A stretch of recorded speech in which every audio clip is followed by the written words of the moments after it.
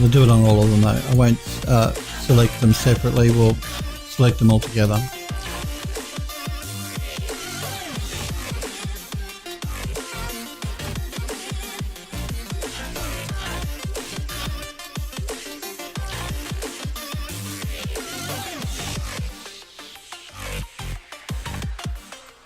We have those two, those two, those two, those two.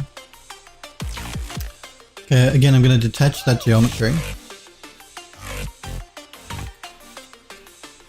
We'll select it and I'm going to go into isolation mode again just so I can see those pieces. We're going to do the same thing, we're going to throw an unwrap UVW down.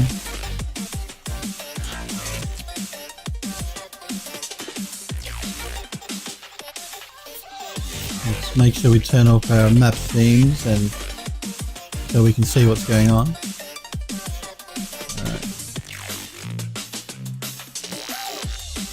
Now again, it's important when you're doing this painting in Substance that you don't have, or Mari for that, Mari Painter, that you don't have your UVs overlapping.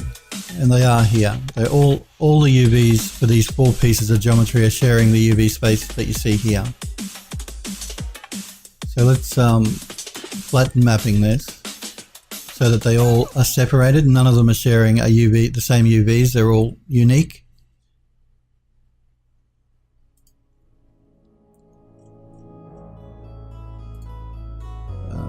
Let's export this.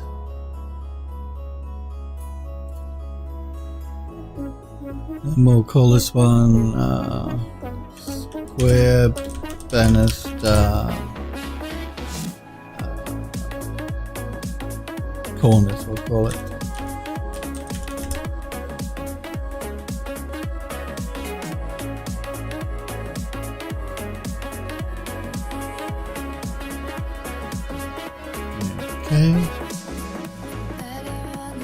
Okay, let's jump back into Substance Painter.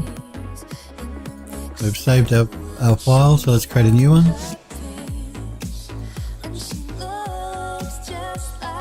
And again, Square Banister Corners is the one we want.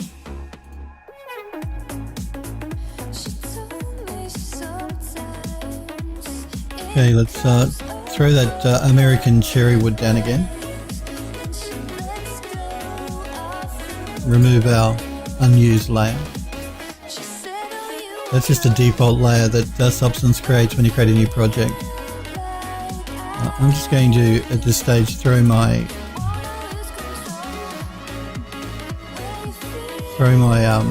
underlying yellow wood there, so it's ready to go when we need it. Let's zoom in here and have a look at our pieces of geometry again. Now, again, we're going to pull back on the height position. I'm going to pull up on the roughness a bit so it's not quite so shiny. And I'm going to pull back on my normal intensity as well.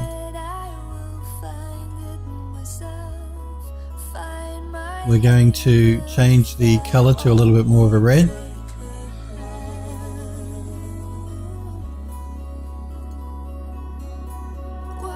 And we're also going to pull back a bit on the luminosity. Now I'm just going to check the UV mapping that we're using, the UV scaling I should call it here. Let me just try rotating to 90 to see if that will get... no, I think we'll go back to 0 on that. Let's unlock our scale value though so we can set them separately.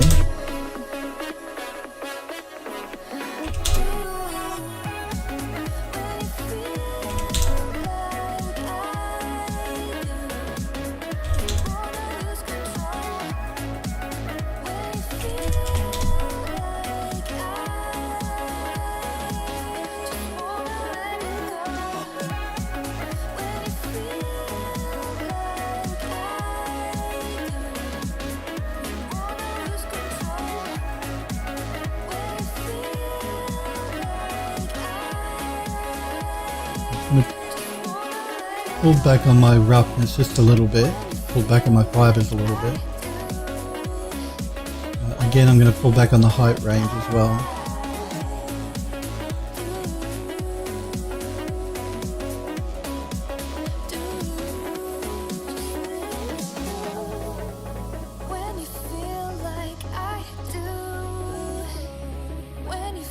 And also I'm going to make sure that my underlying texture here has height value turned off.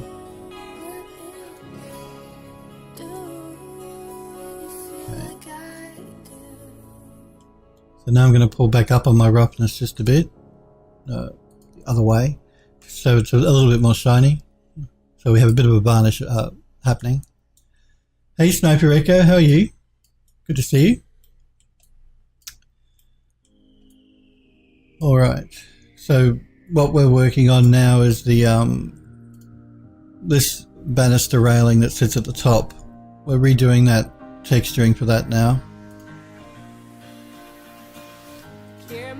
We've done the top and the bottom, so now we're doing the banister pieces on the end. Again though, I want to just change this colour. I want to make it a little bit more red. Not that much.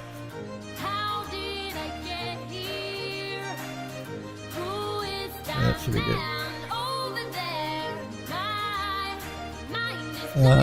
So now let's add our mask again, our white mask.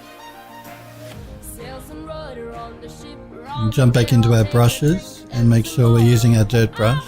Again, we're going to pull the brush size right back.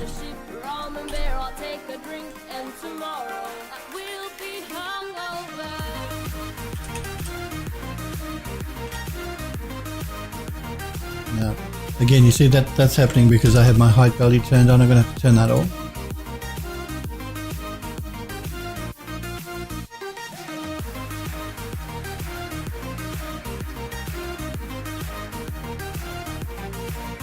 I'm using quite a large brush here for the size of the object, so I want to get a lot of wearing happening on the top edges here.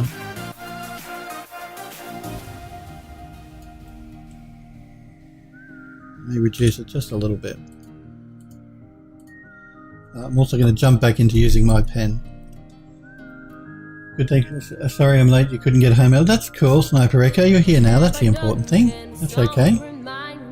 I was saying that you guys that are in the UK, I know you're not in the UK, Sniper Echo, but for anyone in the UK that works on that sort of time zone, the stream next week will go back to be starting at 1 AM for you guys because you start daylight savings. It won't change for you guys in the US, but you guys that are in Europe, it will change because you go into daylight saving time. So guys in America, it's always 5 PM. If you're not in the US though, it'll change because daylight saving starts and finishes. But I'm glad you're here now, Sniper Echo, that's the important thing.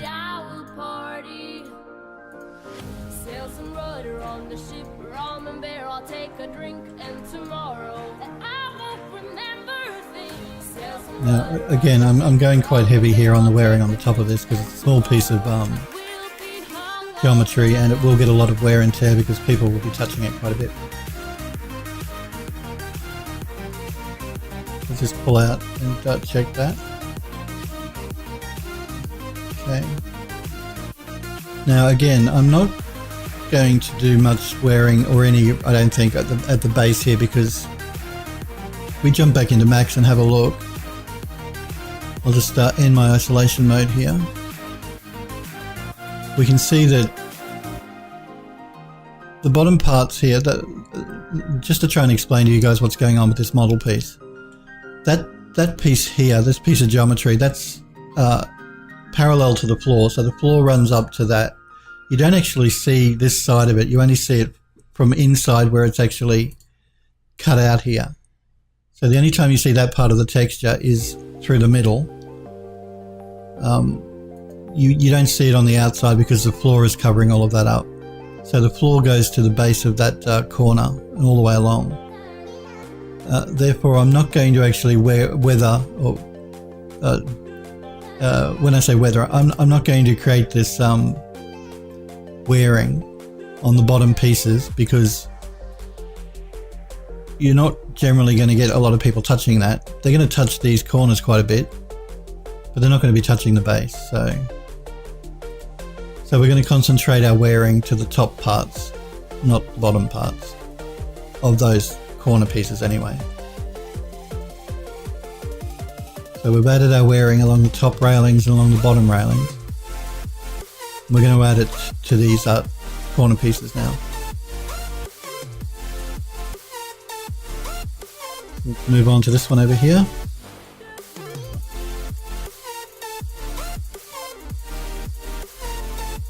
And again, I'm going quite heavy with the wearing here because these pieces will be touched quite a bit by people.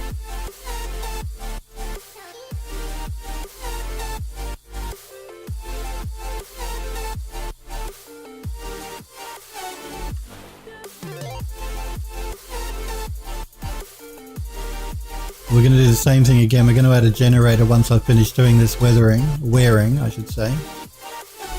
Just to give it an overall grungy look. Just to stop it from looking quite so clean.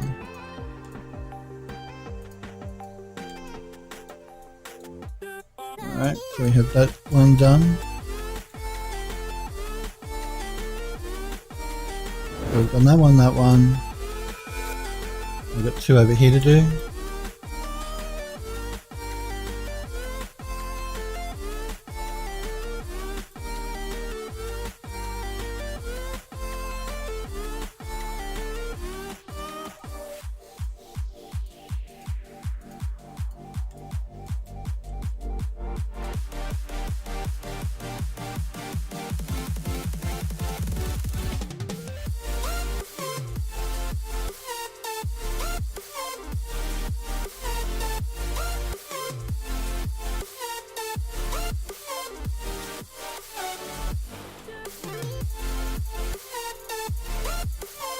Now again, like I said, I'm going heavy here. Like before I was telling you guys don't do a line, still don't do a line. And I was skipping some spots here and there along the banister railings, but these corner pieces are going to be worn quite a bit, so we can afford to go a bit heavier on them. Where's the third one? 1, 2... This one here.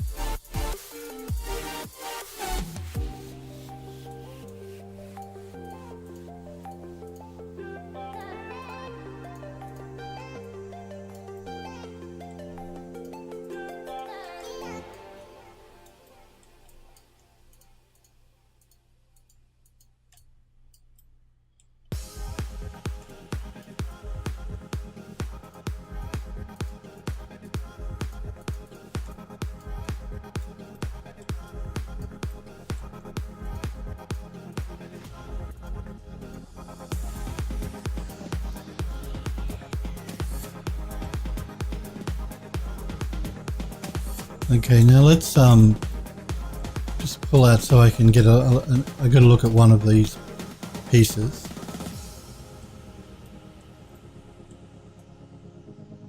Come on, don't do this. Alright. Now we're going to add a generator again. So we're going to right click and go add generator. And we're going to select that dirt generator again. Again, we're going to pull back a bit on the grunge amount. The dirt level, we're going to start playing with that as well now. Dirt contrast. And again, you see what this is doing. This is giving us an overall aged look to the wood, a dirty look to the wood. Now the grunge amount is how much of that aging is being applied. So we go up towards the top, we get none. If we go right towards the bottom, we get all of it. And as we start pulling up, we bring back more of the original cherry wood texture.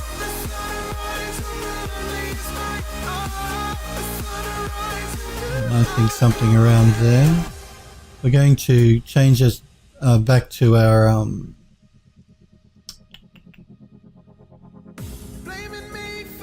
darken minimum here and pull back a bit here on our opacity.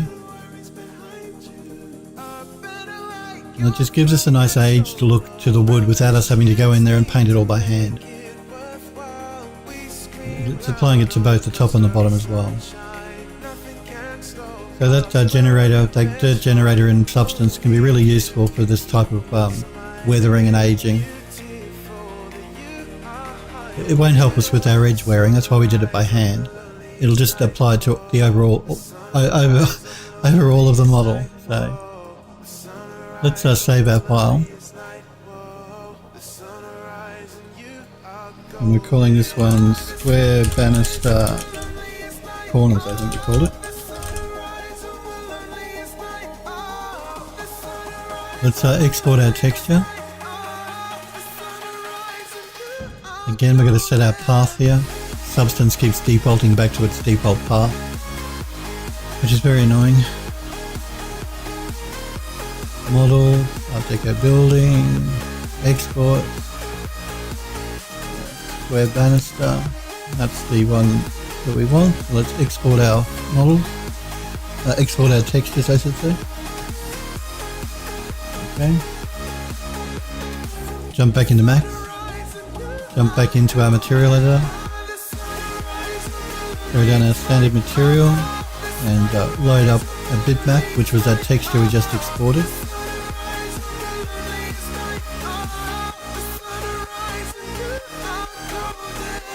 Bottom corners, that's the one we want.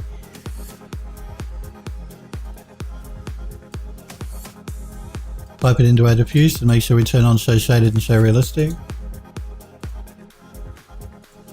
And assign it to our pieces there. Now,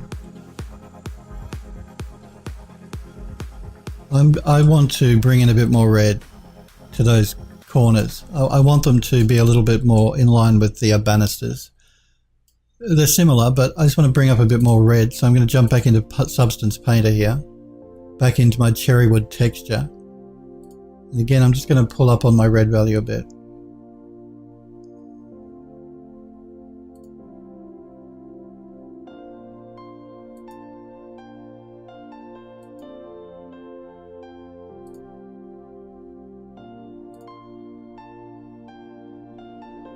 We'll export our textures again.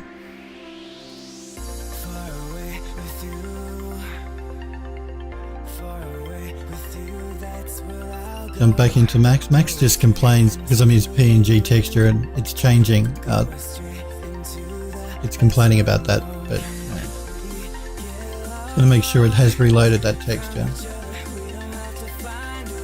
Okay. Again though, I'm still thinking it's still a bit too yellow, so, and a bit dark actually. I'm going to jump back into Substance.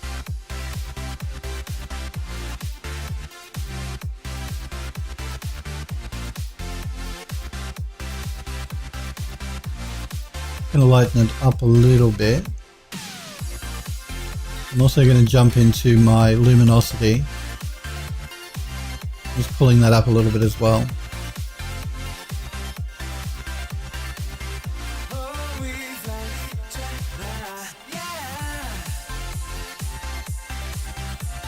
Max is going to complain about the change in texture again. Just hit OK. That's a bit better. We're getting a better blend, a better match now between the corners and the banister top and the bottom here. It's certainly much better than that horrid yellow colour I was using before. I don't know what I was thinking. So we have our wearing and our corners there. Let's work on these boxes now in the corner. So again, we're going to select our original mesh. We're going to select these boxes.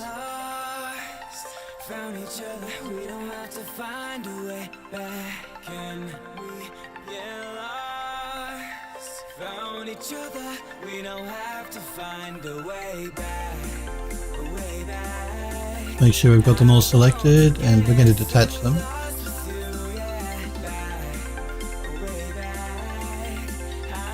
Select those boxes and I'm going to isolate them. Now, I like this pattern in the middle, and I really think that this pattern in the middle could would look really good if that was more 3D geometry as opposed to a flat texture map. So, and I'm just going to unhide everything for a minute so I can have a look at how much of that, what we can see and where we can see it. Now again, Those circles on this side, the floor is covering those up. You're never going to see them. The only time you're going to see those circles is on the inside here, because there's a hole in the ceiling. So that's really the only part of the model we have to worry about. So now we know that if we want to add more geometry for those circles, we've really only got to worry about the ones that are facing in the middle, because none of the others are going to be seen. Not the ones on the side, not the ones on the back. Let's jump back into isolation mode. Let's see how we can create something to simulate that circle without using a texture itself, because we're going to be replacing this texture in Substance Painter completely. So I think what I'm going to do here to make it easier for me to work with is I'm going to select one of these corners. I'm going to detach it as a clone so it won't affect my original model. We're going to select that copy I just made, that clone I just created, if I can.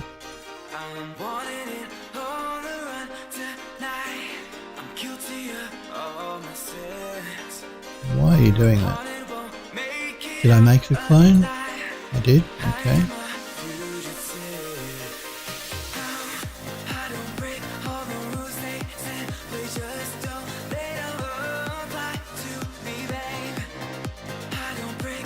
I'm just having a bit of trouble selecting that clone I just made, that's all. Let's jump into our top viewport, see if we can get it there.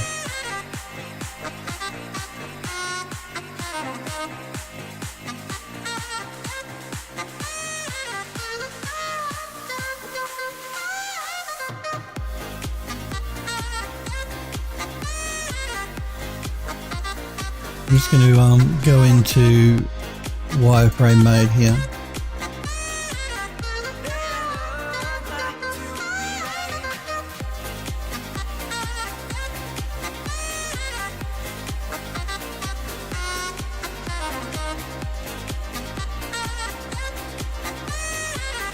We go back into constant colors, and then we finally have the one selected. I'm just going to go into isolation mode again, so we can just concentrate on that copy we just made. I'm also going to jump into my hierarchy and center my pivot here. Again, that'll make it easier for me to work on.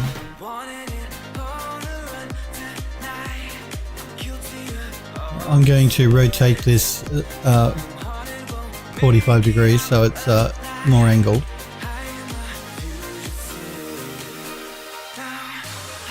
I'm just going to turn that off. It's not completely 45 degrees, so I'm just going to rotate it around. I'm using the edge of my you can see that the edge of the window here to line it up to be straight here on this edge. It doesn't have to be exact, but it would help. It helps if it's close. Okay, so we're going to be working just with this one object at this stage, and it doesn't matter which of these circles we choose to work with, because we can rotate this around to face the correct way, well, after the fact.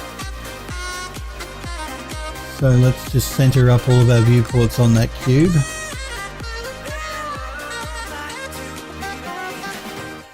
And let's start doing some work. So,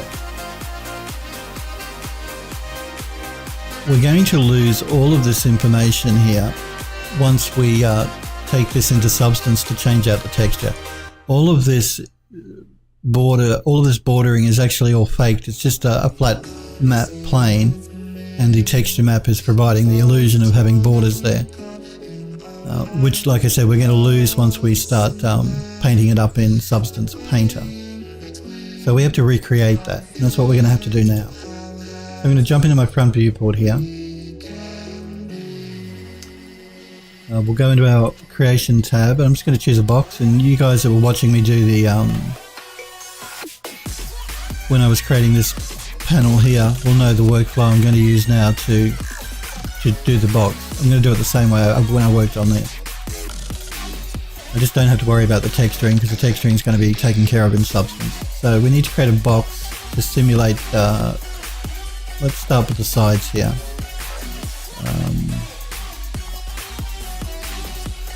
So let's create a box there.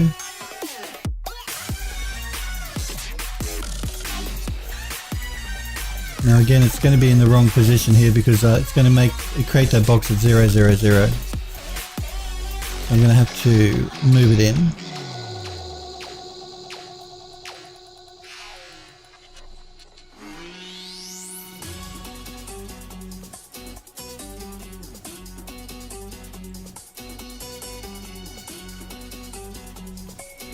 Let's make sure it's actually intersecting the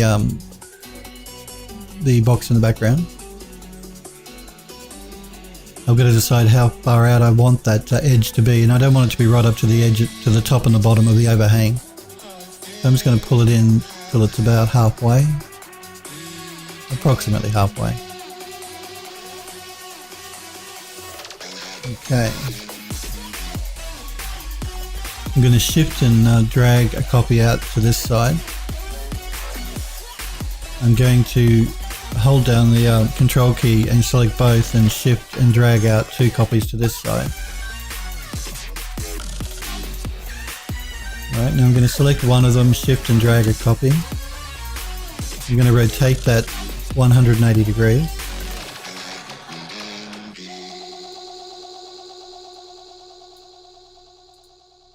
We're going to move it up, and I'm going to jump back into my multiply tab here, and I'm just going to make it a little bit longer.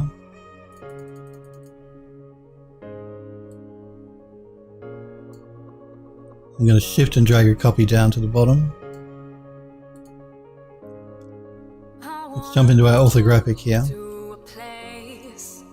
Now you can see we've simulated our side panels here in geometry.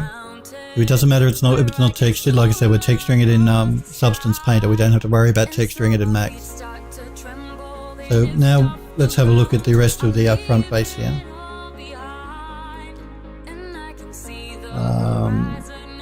Now this piece here, I think what we're going to do is we're going to jump back into our creation tab, and again we're going to create another box. We're not going to follow the texture underneath exactly. We're going to sort of like change it a little bit.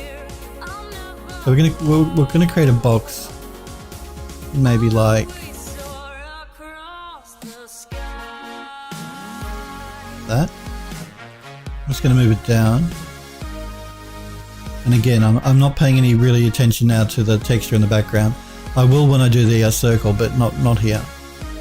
We're going to have to again move it forward. It's going to be at 0, 0, 0 world space. Hey Smurfberry Barbecue, good to see you. Yes, behold, you're actually here. It's good to see you. How are you feeling? I know you had the flu last time I was chatting to you. You feeling any better?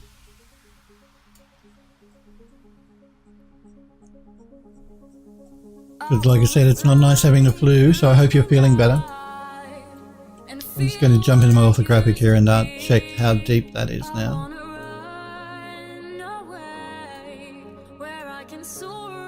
So we can pull it in or we can pull it out, and I actually want this to sit out just a bit further than the boxes to the side. So if I look in the side viewport here, it's probably the easiest way for me to go. Your nose is mostly drip free. Well, that's good to hear. So you're better, so you're not getting the chills or the sweats. Well, that's good. Yeah, there's nothing worse than the chills and the sweat. It's terrible.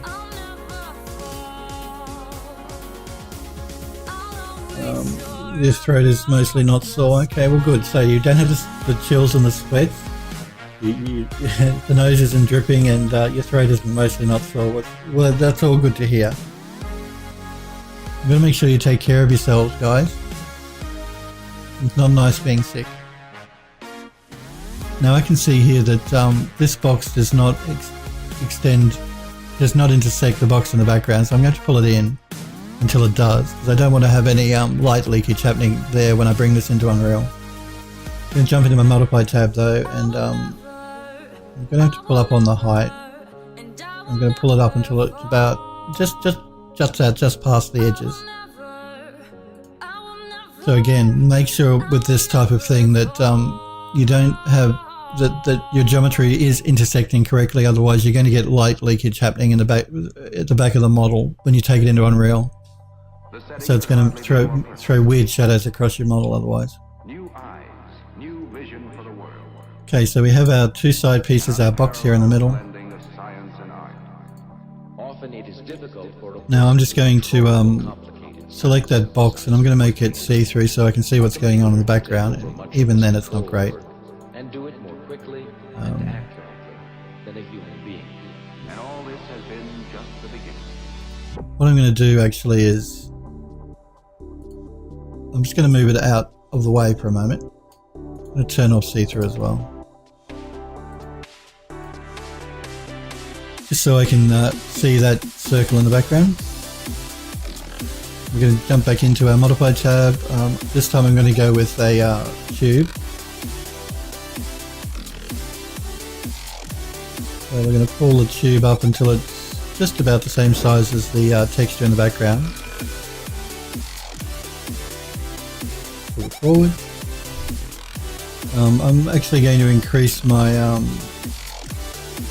my sides here as well, I think, to 24 to give it a bit more of a rounded shape and less of a angled look to it. I don't want to go too high. It's a small piece of geometry, and you know, going to 128 so it's completely smooth here doesn't make sense for where it is and the fact that it's going into a game. So, but again, let's jump into our top viewport and pull that forward.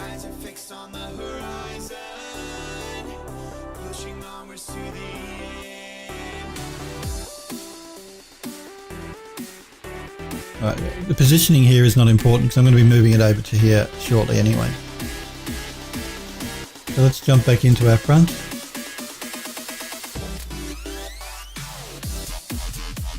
Now we're going to do the same thing to create these cutouts that we did when we were doing the Art Deco lamp here. So we're going to go into our spline mode.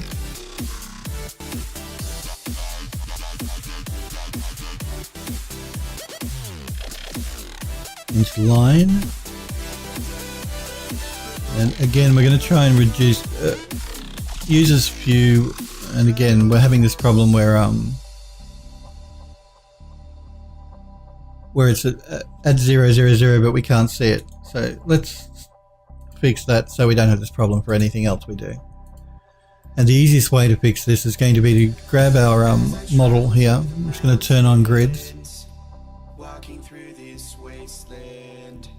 and make sure that everything is back behind that black line I see there. As long as it's behind the black line, we should be good. So I'm going to turn grids off again. Back into our front view.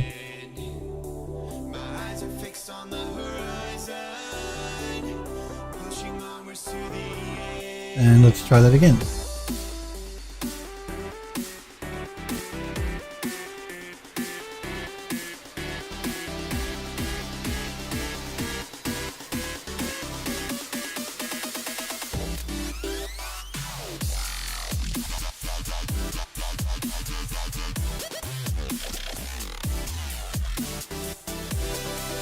Yes, we want to close that.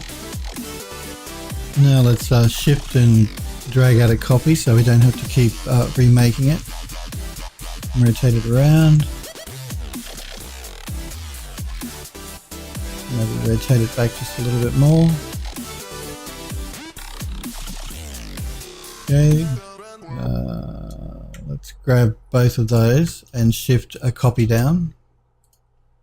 Again, let's do a rotation.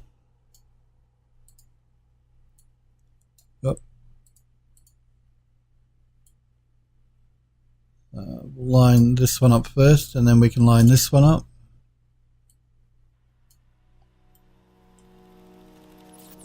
Okay, let's grab these two. Don't do this. You and you. I'm having a real problem selecting them here. Okay. Again, I'm holding down the shift key and dragging out a copy. Again, I'm going to rotate it around.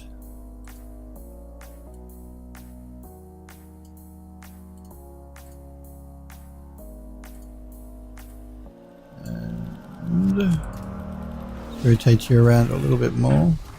Alright. Now, this one is actually meant to look like this side. That's an error in the texture, the underlying texture. So,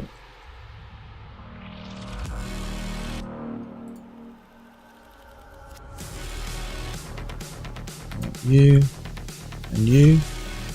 I'm going to copy those two as well. I could use the mirror tool here, but I'll just do a rotation, I think, of 180 degrees. And move them out like that. Okay. Now,